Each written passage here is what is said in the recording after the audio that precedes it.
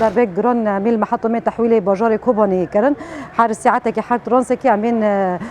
3 مگاوات او ناجی امین بازار کوبانی و گندواری و امین تغذیه کهرباء تکرن نتیجه و داجی امین محطه و درکت در وی خدمه هیچ بازار کوبانی و گندواری و کلاک و العین عیسی جو گندواری و در کمن در وی خدمه و به کهرباء جی ببینن خسائر هنا اما زراری وی داره دادی بیتری میلیون دلار یعنی خسائری پربون کلاک وجی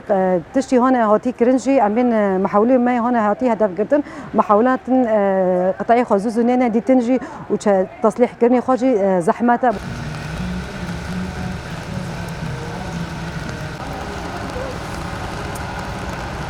اما غرفه دارونش بون مدی گرمنی اوقات ام درکاتن مدی المرآب خستیه ساعت در دوری یک ربع بون ام درکاتن در ما هین لید نیری ام درکاتن در شارع برق پی رئیسی در دیدیان اوبیت ترانسی یک خست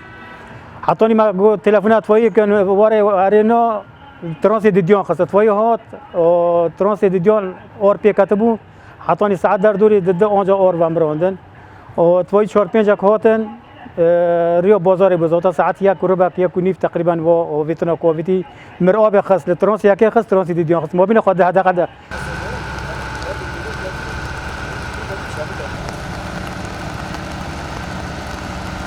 كهرباء دو فترة داوود جمع جلك خوش بو